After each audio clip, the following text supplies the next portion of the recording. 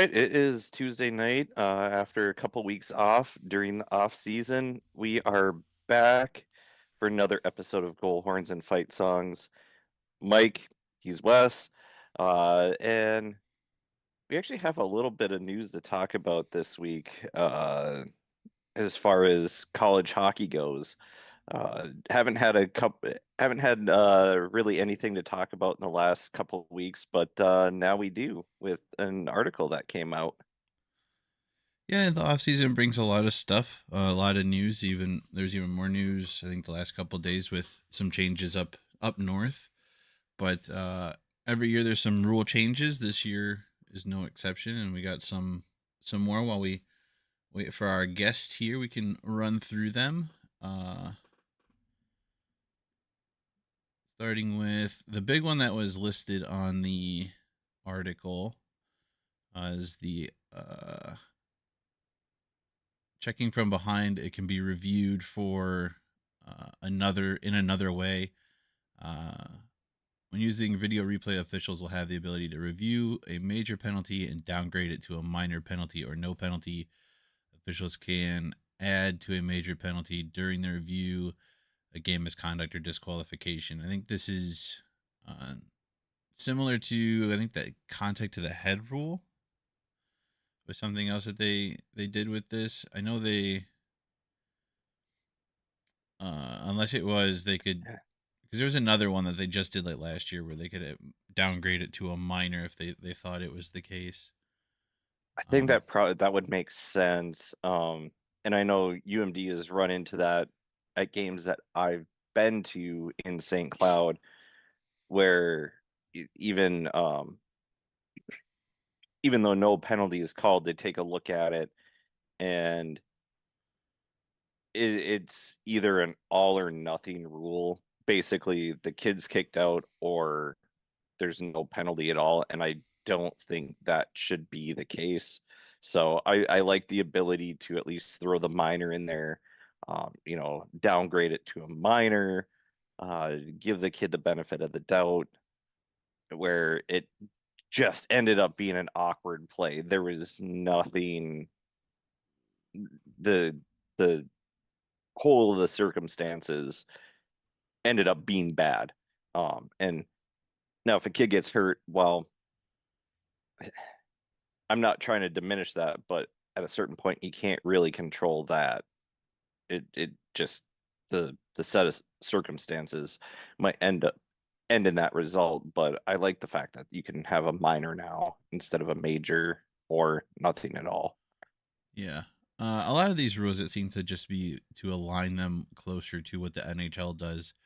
The other one was there's no longer uh, the player no longer has to serve the penalty on a delayed penalty if the team receiving who would have been receiving the power play scores. Now they just continue play 5-on-5. The penalties now nullified, so that more aligns with the NHL rule. And I mean, they're technically getting a power play. It's just with 11 guys on the ice instead of 9 guys on the ice, Yeah. as far as skaters go. Uh, let's see what else was there. There's removal of the phrase directed was removed from the hand pass rule to more align with the NHL rule. Um, which so now, I mean, I guess apparently if the puck hits your hand, it's a hand pass, which seems kind of silly to remove that language. I think the NHL rule should have been kind of added similar language to at least make that, call it what it is. Now it's just a puck bounces off a hand. It's apparently a hand Yeah. pass for a player deflects the puck. They're trying to bat the puck down or catch it and drop it, and another player gets to it before they do because they're getting checked by the opposing team. Now it's a hand pass thing. Um, High sticking also undergoes a similar change. Instead of an arbitrary kind of 4 foot above the ice, now the rule is the shoulder on a normal high stick, and I believe the top of the net is still used for goals scored. So officials no longer have to judge what 4 feet off the ice means. So I think that more closely aligns with the NHL. So like I said, a lot of these are just to more align with the NHL and give the refs some more leeway when they're calling things or making stoppages. There was one rule to the women's game that dealt with contact. That one is specific to women's college hockey, so nothing that NCHC teams really have to worry about, seeing as there's not a women's NCHC at the moment. Yeah, they're still WCHA. Yeah. And the more quote unquote traditional conferences as we knew them. Uh, the one that you and I talked about the most was the continuation with the whistle Oh yeah. for a goal. Yep. That one is also added. I think there's quite a few situations where this came up in the last couple seasons. Now it'll be if the puck, the way they kind of word it is weird. Yes, it is. Like most rules, they leave this kind of arbitrary line that I don't know helps clarify anything or not.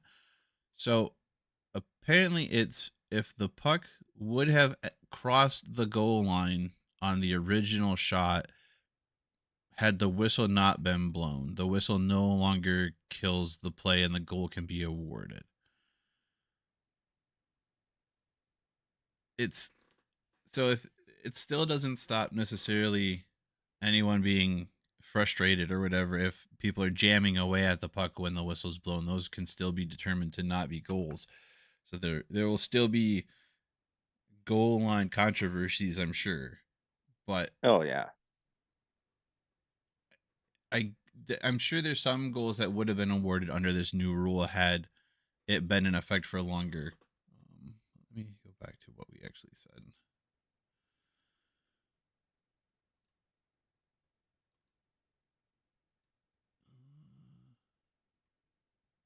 So again, this is another one that kind of I believe the NHL added it within the last couple of years because uh it really came to fruition during the finals a couple years ago, the year that Vegas won it. Uh and they were credited a goal against Florida um under these rules. So again, it's another rule that closely aligns with what the NHL does to prepare potentially players for that step up. Um,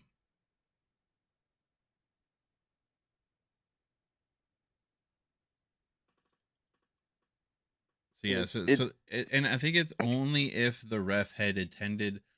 What is it? It's if the ref had blown the whistle because he lost sight of the puck. The continuation rule, I believe, is in effect.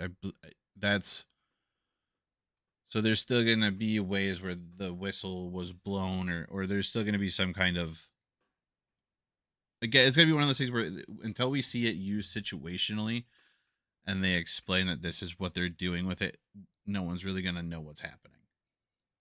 yeah, I think it's kind of one of those where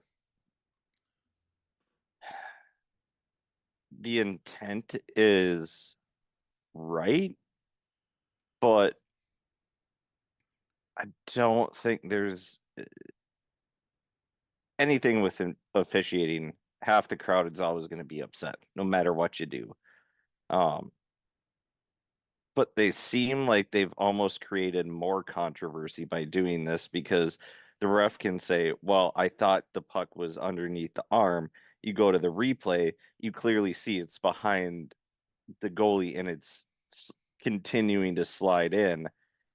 Is that good? But then also the players, they're going to hear the whistle, they're going to stop. Nobody's going to try and stop that puck from going in a sense, because you play to the whistle. Whistle goes, well, then you find somebody to jab in the face, give them little short jabs. Um, that puck could go in.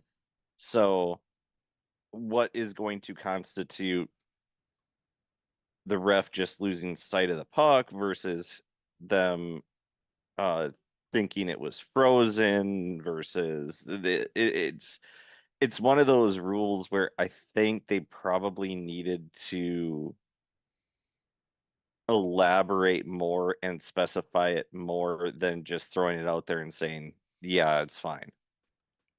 Let's see if they go into it. Mm, They also standardize, let's see, to standardize competition, panel members approved mandating the use of a shootout after the 5-on-3 or 5 minute 3-on-3 overtime period. NCAA Championship Selection Committee have indicated that the shootout will not be part of any selection criteria. So now everybody gets the shootout after 3-on-3. That was kind of determined whether or not your conference used it. If you were the home team for non-conference play, so it looks like everyone's going to the shootout after 3-on-3. Again, to more align with what the NHL game is or the pro game in general. Um, Proposed rule dealing with continuous play was approved when the referee signals a stoppage of play because they have lost sight of the puck, but in the immediate and continuous action the puck enters the goal, officials will be allowed to award a goal. Previously, blowing the whistle took away this option. So, yeah, I guess it doesn't really matter if it's frozen or not. Or if they believe it's frozen, it doesn't really matter. Uh, it's no longer that the puck would have had to have crossed before they had the intent to blow the whistle. Now, if the puck crosses the goal, and they've blown the whistle or not, if they determine it to be that the puck wasn't really covered, even though they had lost sight of it or whatever, they can award the goal. So it's I guess, but what's the time frame on that then? If it's they blow it and 0.2 of a second later the puck crosses the goal line, that's fine. But are they gonna sit there? They blow the whistle and 2 seconds go by, and then it goes in because of the initial shot. Like I just feel like there should be more parameters around this rule that like it it's giving a little too much leeway. yeah. I mean, Now, is it going common to be sense, a coach's challenge? Is it going to be the ref is able to challenge or go look at it themselves? Those type of things. I think at least they haven't specified in the way the rule came out and as written. Uh, so there's still some leeway there to figure out, I suppose. Um, but again, like, until we really see it in action and it's used consistently and determines games, we won't really know. yeah, it's kind of like any new rules. They're probably given a lot more training on these things uh that we don't know. And in any sport, the new rules, the new emphasis on things, uh, we just don't know until we see it in practice and how they're actually going to enforce it. And it's a play that does happen. I just don't know how soon we're going to see this rule come into play because it happens rare enough that within the first couple weeks we might not see it in any of the leagues, let alone the NCHC. Yeah, and it's I don't know that it's a thing that we're gonna necessarily see like every game it pop up, but I'm sure there's instances where we're gonna wish that it had been used or something along those lines. But uh, it's just another implementation to again, like I said, align the college game with the pro game and really make college hockey another step in the process to playing pro hockey or to at least become more accustomed to the pro game when you get there. And I do think a lot of these rule changes, or not a lot of them, but some of them, it they're put in to make the tournament better, both conference and national tournaments better, to make sure that things are right and these teams are moving on because they did score and the ref just prematurely blew the whistle a tenth of a second before the puck crossed the line, even though that shot was going in. Um, things like that. I think it's going to help. And, I also do think the NCAA has some deals with the betting sites because they know people are going to bet. So they want to make sure that they get it right and people are either winning or losing their money on the correct calls and what should be happening. Yeah. And there was another rule added to really drive that home.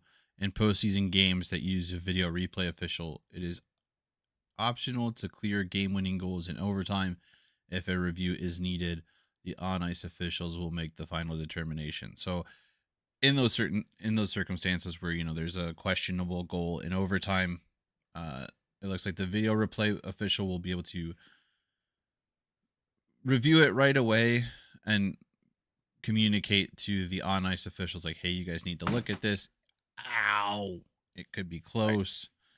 Uh, and then the on ice officials will review it and determine whether or not it is a good goal or not, and continue play or award the winner.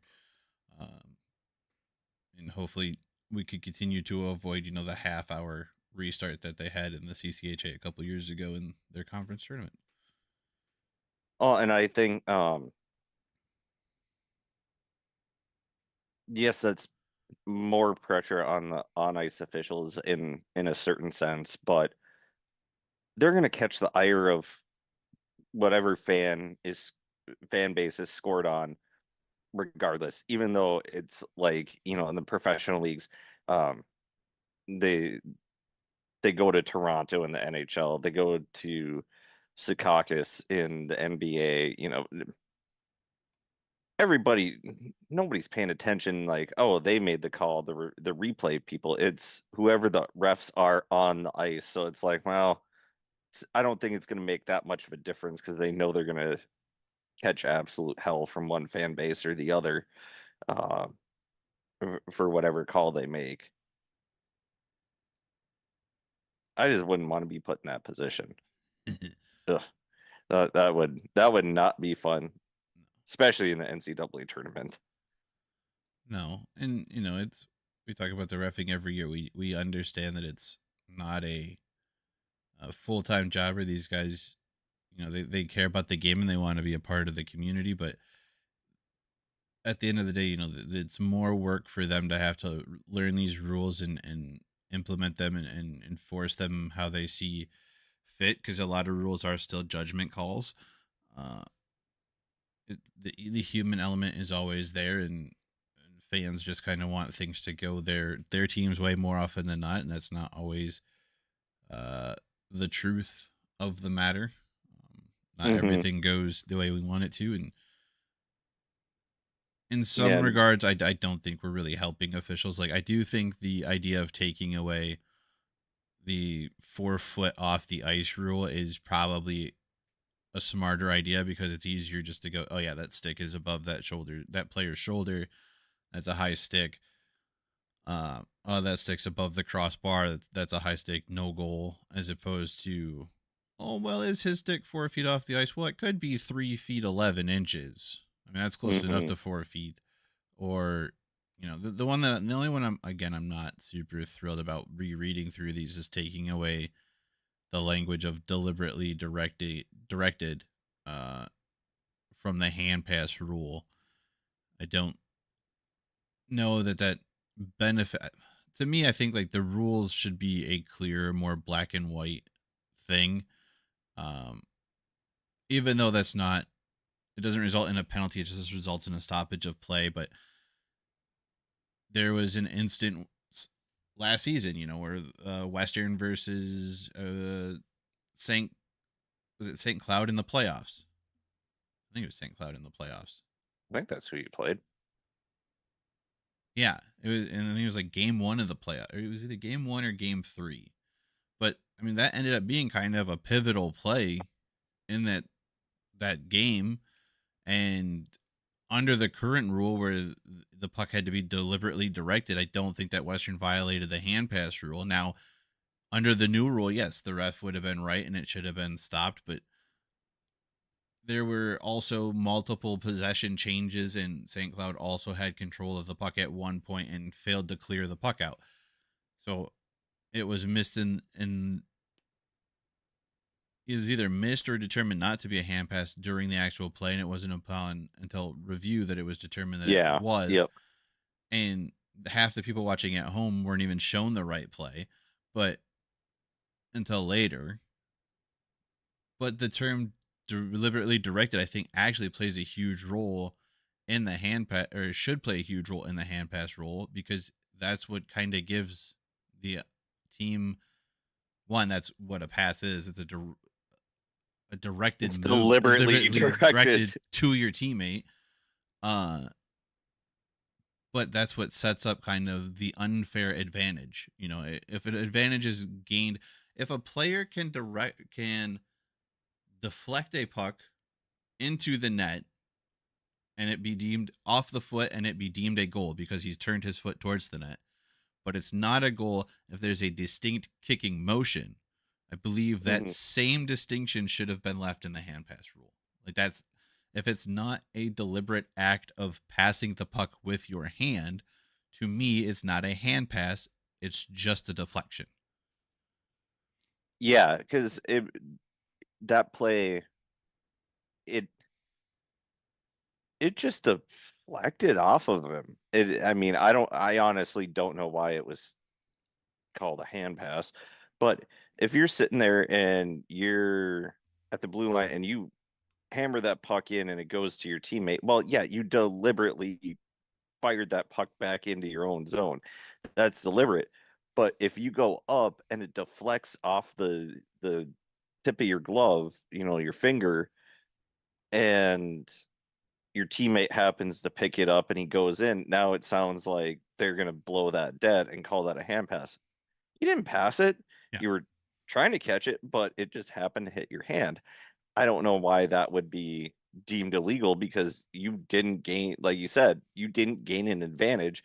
You actually almost might have caused your team a disadvantage and free 2-on-1 for for the opposing team. Right. So to me, But like I said, to me, I think rules kind of need to be more black and white and less kind of open it for interpretation. But that's just me. So and that's one of the things that I do like about hockey in general, is most of penalties and infractions and everything that happens, uh, the rules are pretty cut and dry. Um, there's not really, like, yeah, basketball, you have your cut and dry rules, but depends on what you call. If you in hockey, if you see a trip, it's a trip. You see a slash, it's a slash. Boarding's boarding. There's no real, should I call it? Should I not? I mean, tripping sometimes gets a little dicey. Uh, but it's just such a, they're they're making it harder with some of these rules and the language versus making it cut and dry what is and what isn't. And I was going to say this earlier when we were just talking about the officials and it's not being their full-time job. We can rip on them all we want, but at the same time, they're not going out there to fail, even though sometimes we might think they are for our team. Uh, and we wouldn't have games without them. So respect to them for actually taking time out of their weekends. And I've said this a few times. I play trivia. There's a guy who's a CCHA ref. He goes out there, he works his daily job, and then he flies out to wherever and Friday night he's reffing a game, Saturday night he's reffing a game, he comes home. So hate him on him all you want, but don't don't take it personal because they're not. They just want to be a part of the game and they love the game as much as we do. They can just skate better than most of us. Yeah. Sorry, I was going through stuff, seeing if I missed something, but I did not. So, it looks like there was something came up, or we had a cross. Uh, we got deflected a little, apparently. So, looks like we'll be without our guest. I really don't have much else. I think we can Nope. call this one a short one and wrap it up after the rules talk. Sounds good to me. I It, had look. It dinner I gotta eat. I guess if you're following the transfer portal, keep an eye out. There might be some additional movement.